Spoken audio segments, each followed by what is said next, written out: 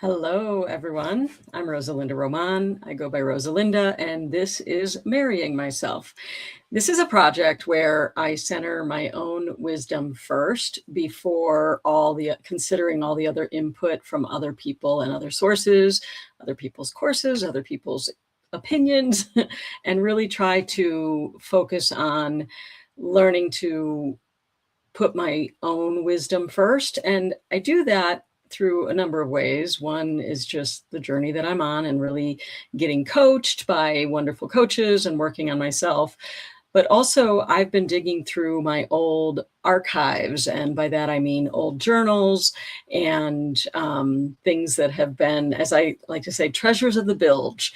If you've ever been around boats, there's always something under, like in the hold, where you're like, what is that thing that I didn't know about or forgot about? So this project is just something that I really wanted to take on, and I'm finding it to be harder than I thought. I had visions of posting a blog post. I do most of this on my Substack, which is Rosalinda Román at Substack.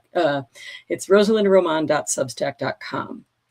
And the theory was I was going to post a blog post every week, and then I was going to, like by Friday, and then I was going to do this live stream every Monday to try to kind of flesh out the things that I came up with. Because as I'm going through these old journals, I'm finding so many fascinating things. And I just, based on the time that we're in and the season in my life, I'm discovering some really amazing content created by other people. And so I took the approach that I'm going to be marrying myself. When you're marrying someone, you really focus on, all the things you love about them and falling in love with them and really enjoying that journey of getting to know them. Well, I am happily married. Almost, we're coming up on 28 years in October. So this is not about marrying in the traditional sense, but more marrying myself, really looking at ways that I can fall in love with those parts of myself that may have been neglected through the journey of being a partner, being a mom, being an employee, being, all of the roles that I've played up until this point. Next month, I'm going to be 55. And so I'm really excited about just kind of getting to know myself in different ways as I move into this next phase. Well, this week is I wasn't going to post anything. I wasn't going to do this live stream, and I am going to keep this short. Instead of doing the blog post and then doing the live stream on Monday, I'm flipping it because we had a really rough week. The last couple of weeks have been really rough. We had a beloved relative, a cousin, who committed suicide. And I should have probably warned you, trigger warning, before we get into this episode. And I'm not going to get really into depth about any of this. But the blog post, which I'm flipping, I'm going to do this quick live to give it a preview of the post, which I will post by end of business before Shabbat on Friday. I'm going to touch on that young man. I won't name him or go into details or anything like that, but just the impact of such a tragedy on, just that, and also mental illness and lobotomy. And also just kind of the theme of this episode is going to be head games, where we doubt ourselves and we play all these games of, like, how much do we trust ourselves? How much do we let the world decide for us? And the accusation that is often thrown at people or made, against people, namely women, that it's all in their heads.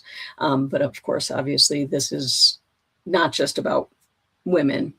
Anyway, all of this to say, I wanted to go through the quick preview of what this is going to be, and the way that I organize this show and the blog and the project is I use the old bridal adage, where a bride is supposed to have something old, something new, something borrowed, and something blue. And so I organize sections that way. So let's start with the first section, which Oh, sorry. Get myself together here. And that is Something Old.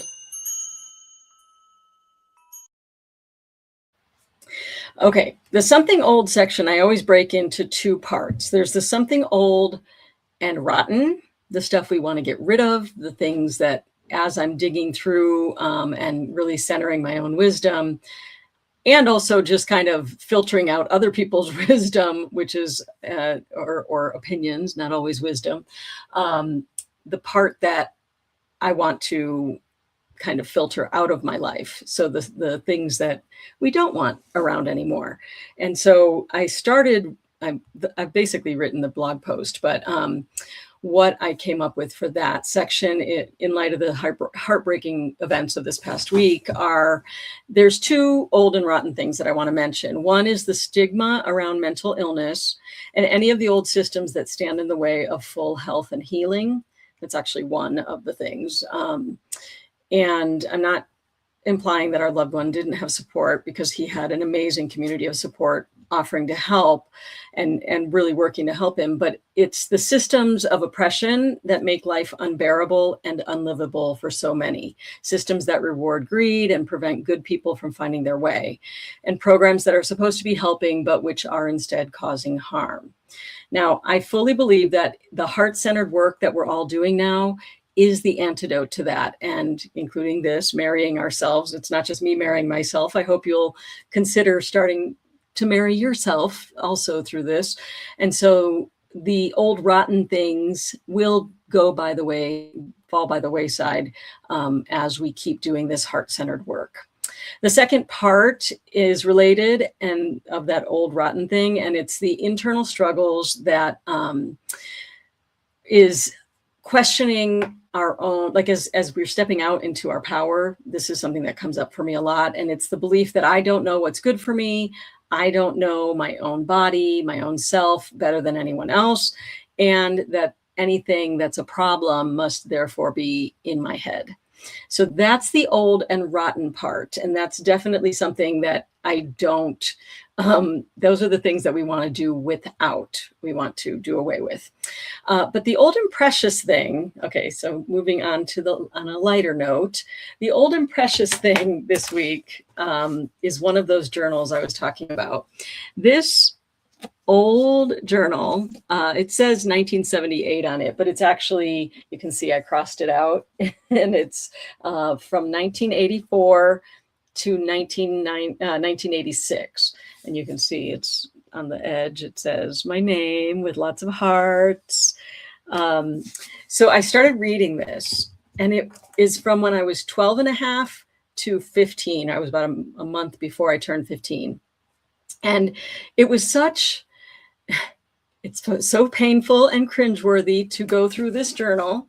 The way I have it structured is, you can see the pages are numbered by day. So it's like a year, it's an annual, like you can write a daily reminder in there. Well, I must have gotten this from probably a garage sale is my guess. But I have like this, for example, this page is from 1986. Let me see. Yeah, this page is 1986, and the page before it is 1985. And so that's kind of how it's structured.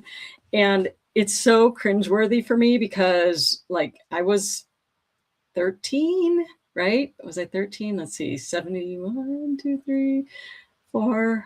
Yeah, so I was 14. I was 14-ish, 13 and then 14. And it's so cute, but every page, like this page says, I love Tommy. I don't even remember who Tommy was. And then this one says, I love Robert. And I don't even remember who that was. But it's like in 1995, hi diary, I haven't written to you in almost a year, so I have to update you. I'm in 8th grade, still at the junior high I was at. My electives are science, and I put a really sad, like, yuck face, and Spanish, another yuck face, double yuck face, which is funny because this is before I really spoke Spanish, and I am now bilingual. My father's from Puerto Rico, and I am bilingual now, but I wasn't back then. My dad never well, sometimes, but I spent summers and like winter break in Puerto Rico. So I had an ear for it, but we didn't speak it at home because my dad, who had immigrated to the mainland to Illinois, was afraid we wouldn't learn English. So, and when he met my mom, she didn't speak Spanish. And when she met him, he didn't speak English. So we ended up speaking only English in the home. But later I did study, and so I do speak Spanish. But anyway, it says I'm getting straight A's on my report card, which I'm supposed to get on the 13th of this month. Now, this is where I'm like cracking up at myself. I don't even know if I want to share it, but I have to just because it's so funny and so cute. And I remember I was 13. Yeah, it says here, my chest or butt hasn't grown in so long. I guess I'm going to stay small forever. Spoiler alert, that's not the case. I still haven't gotten my period, and I'm 13 and a half. All my friends think I have, however, because of all my pimples. I mean, can you just like talk about old and precious, right?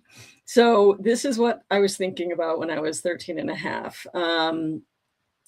I'm 5'1" and I weigh 87 pounds, which is small for my age. I think my chest problem is because of gymnastics, but I'm not sure. I'm thinking of getting a perm, especially because I'm supposed to get $100 because I'm getting straight A's on my report card, which was like a ton of money. But that was, if we got straight A's, we were going to get $100. My best friend is someone named Barbie, and she likes a boy named Alex, but she also likes some guy named GQ. I like Tommy. He lives in Lake Worth, which is West Palm Beach, and a kid named Orestes likes me. All last week, my family and Barbie went to the beach. Bye, Rosa. So that's what I wrote back when I was 13. And then a year later, so it was basically February 5th, 1985, and then on to 1986. And I say, this next page is a year later, so don't get confused. Okay. Here on this page, I tell you about me in 1986. I'm 14 years old, ninth grade, certain high school, green eyes, blonde hair. My subject and grades are Spanish, A1A, which is like, I think the one is behavior and whatever. Science, A1 honors, A1A, English, A1A, math, A1A, social studies, honors, B1A, and PE, B1A. Pretty good, huh? Barbie and I are still best friends. I am becoming friends with a girl named Jan, too. I dress nice, new wave, GQ. I'm pretty popular. I don't have any real enemies. I love underline parties. And every week on Friday, I go to the youth group at the local Catholic church. I also go to church every Sunday and CCD, church school, every Monday. No, I'm not a church freak or anything. I just love God a lot, and he helps me a lot. I like a guy named Robert. Anyway, I'm over Alex for good. I guess Alex was my former crush. And my life is okay for now. Bye. And then it says read on, and I don't know. I guess you can continue on. Anyway, so that's the kind of thing that I'm rediscovering, reading over. Those are kind of lighthearted and funny. That's why I've shared them. Some of it is really difficult to read because it's the age that, well, compared to how my kids were at those ages, it's a very different world. We didn't have cell phones. A lot of times my parents did not know what I was up to, and I'm reading about that. So I'm not going to share that here, maybe in some future iteration. But for now, the old and precious thing is this old journal of mine. All right, so the next thing, and by the way, if you are here live, drop me a line so I know that you are here, and that way I can see that you're here with me. Okay, so now the next category, and I'm going to have to wrap it up really quickly. I'm going to go through the next three categories really fast because I actually have to go pick up my son. the next category, we go from something old to something new.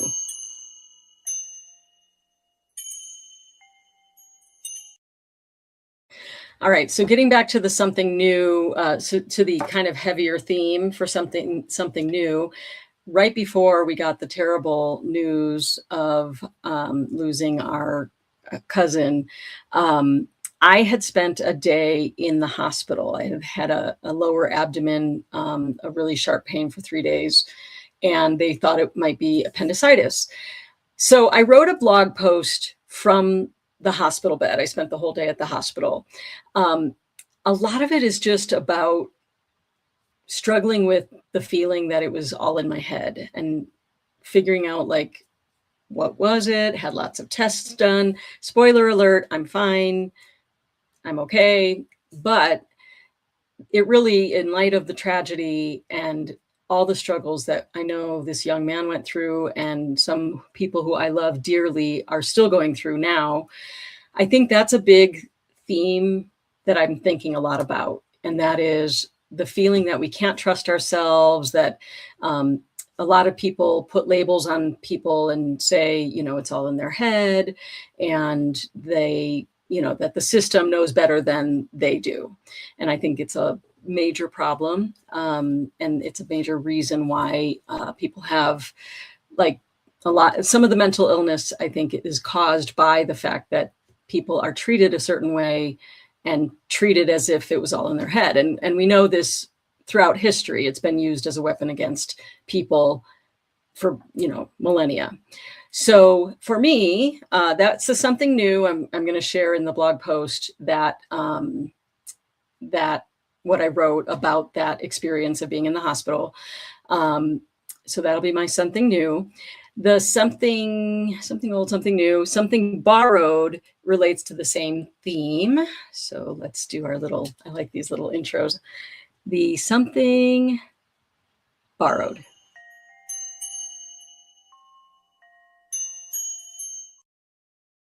Okay, so the something borrowed this week there's actually two things. Let's see if I can share them.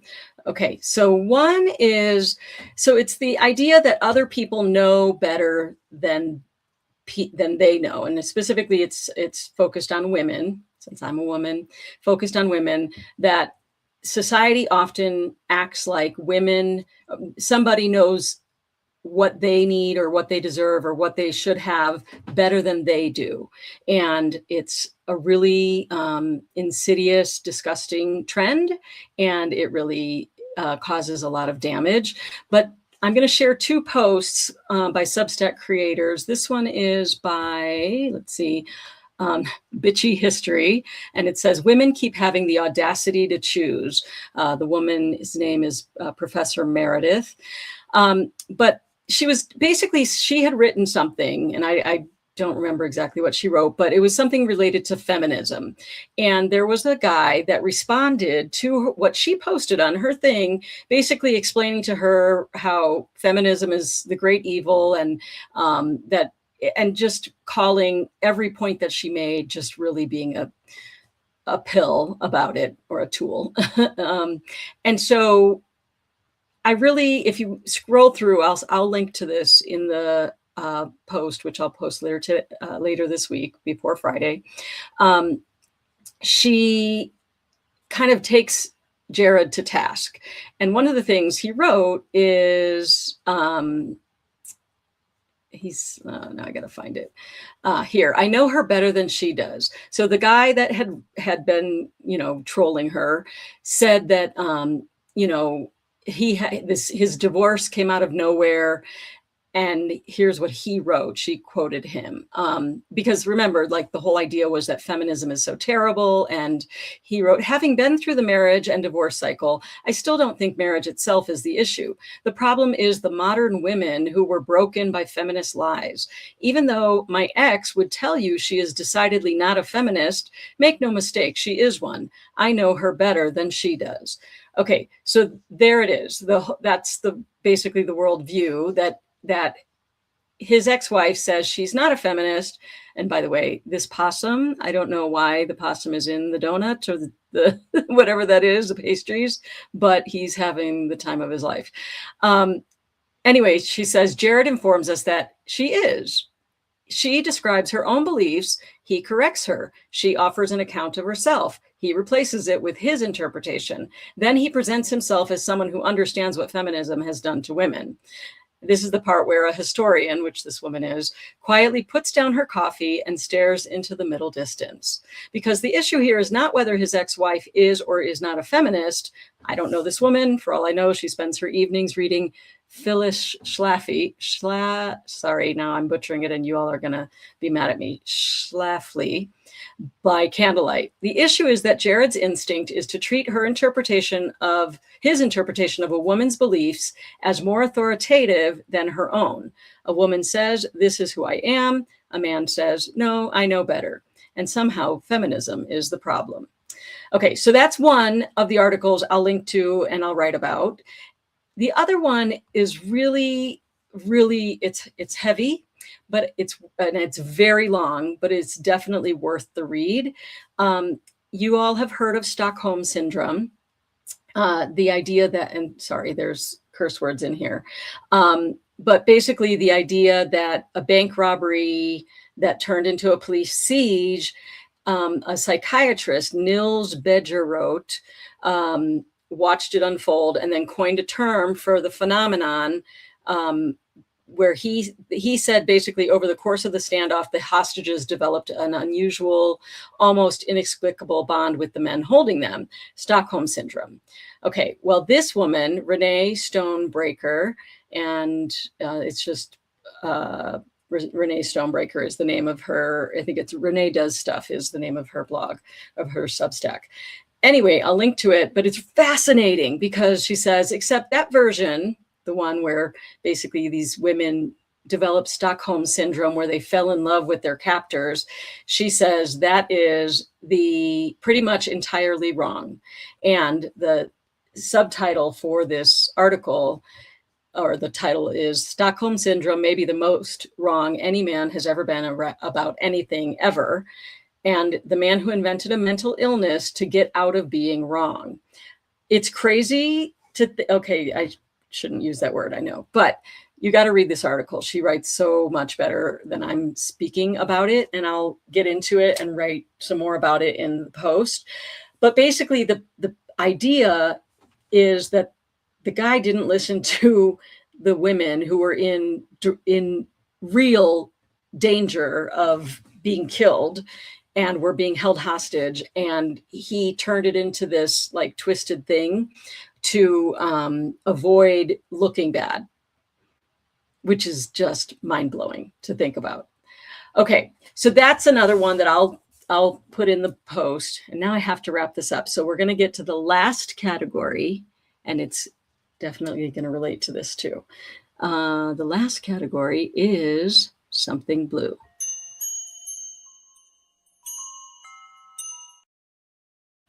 Okay, so the something blue is this beautiful necklace. Can you see it? I should have taken it off, but I didn't. So you can see Coco Pelli. It looks like he's kind of windsurfing. I inherited this necklace from my great aunt, but in a roundabout way because I never knew her. She only died in recent years, but she has lived essentially in a catatonic state. She had lived in a catatonic state for decades. She was my grandmother's sister, and she was in the military. I believe the Navy, but I don't have a lot of data because because the records are sealed, and I haven't done my research. I really just learned about her in recent years, but she was diagnosed allegedly. Again, I don't have like the physical paperwork to read. As a reporter, it drives me crazy because it's kind of, secondhand, third-hand information. But basically, from what I understand, she was in the military. She was diagnosed as bipolar, with bipolar disorder.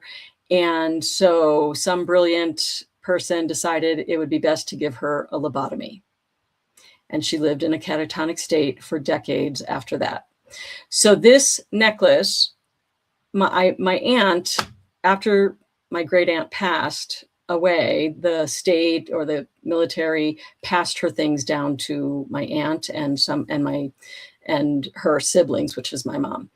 And this necklace was given to me by my aunt, and it just really resonated with me. Sorry, it's emotional. It's a heavy one this time, sorry. But Cocopelli, those of you that know me, Cocopelli is a part of my brand for New Mexicast. When I launched my video podcast, Living in New Mexico, it represents the Hopi tribe that I am not a part of, but I have great, deep respect for. And it also represents fun and frolic. It also, some people take it as representing fertility. That's not why I gravitate toward it. But anyway, all of this to say, I don't know the story behind the necklace. I don't know where my great aunt, how she came to the Southwest, or how she came about getting that necklace. But it was passed down to me, and it means a lot to me. And one day I will learn her story, and maybe I'll do a story about it. We'll see. But for now, the something blue is this necklace. And it relates, right? Because basically she may have been struggling, and instead of getting the help she needed, her entire life was destroyed for good, for decades. And I never got the chance to know her. So I know this is a much heavier episode of marrying myself, but I decided I've been struggling with the idea of not even sharing, not posting it, but that's this next era. I'm stepping out, and I'm not shrinking anymore. And I hope you're doing the same. You don't have to necessarily do live streams or anything like that, or write blog posts, but I invite you to spend some time getting to know yourself, your past self, your future self, your now self. Who do you want to be for this next chapter in your life? Is there something that you can do to marry yourself, fall in love with some part of yourself that has been long forgotten? Maybe there's a hobby that you've always wanted to pick up. Can you maybe take one small action to do that? This is what I'm doing here with marrying myself. I appreciate you watching, and probably next week will be a lot lighter. But in the meanwhile, I hope you will check out the post, rosalindaroman.substack.com, and I will post that by Friday. So you can subscribe now for free or as a paid subscriber to support my work. And then when the post goes out, you will get notified. Thank you so much for watching. I'm Rosalinda Román. Bye.